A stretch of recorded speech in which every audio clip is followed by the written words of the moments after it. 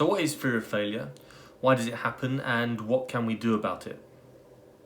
Well, fear of failure is essentially an avoidance-oriented motivation, by which we mean we're avoiding unpleasant thoughts or emotions. People who have a fear of failure tend to go one of two different routes. On the one hand, you can be extremely driven, so a lot of chief executives have a deep-seated fear of failure, and by being driven to succeed in life, they never have to confront the unpleasant thoughts or emotions that they anticipate they would have to if they were to fail. The other route you can take from a fear of failure is to quit, to self-handicap, self-sabotage.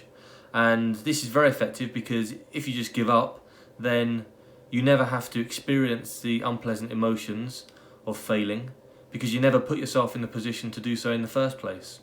Examples of that would be procrastination, not studying for exams, or not putting yourself into challenging situations where you might succeed but there's a chance that you might not.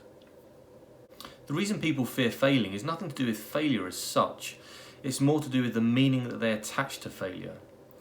So if failure to you means a demonstration of your incompetence, then you're likely to have a fear of failure because incompetence is about disappointed expectations. And disappointed expectations is one component on the spectrum of shame. And this really is the root of a fear of failure.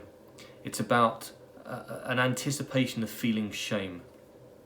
So not only the meaning that you attach to failure, but also the consequences that you attach to failure.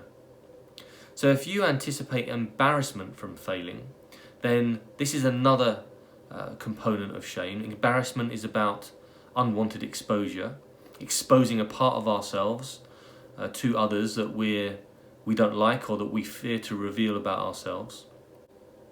And the other consequences of failure would be a devaluation of ourselves, so a reduction in our self-esteem, and letting other people down.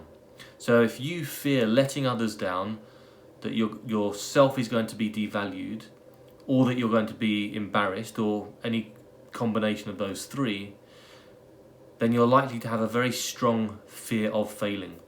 And the natural consequence will be that you'll prevent yourself from feeling it. And the way we prevent ourselves from feeling it is to avoid the risk of failing in the first place. It's actually very adaptive. Humans are very clever.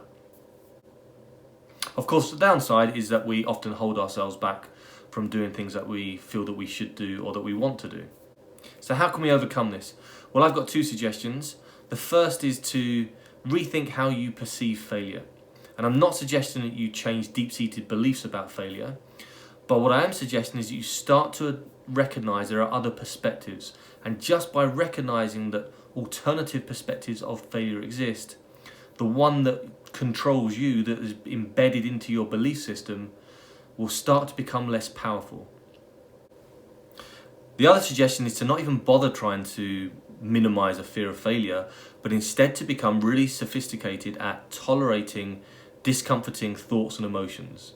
Because if you can become really skilled at that, then rather than fear and the anxiety associated with fear holding you back from taking on challenges, in the future you'll still have those negative emotions, you'll still have the same anxieties, you'll still have the fear, but it won't prevent you from taking on those challenges.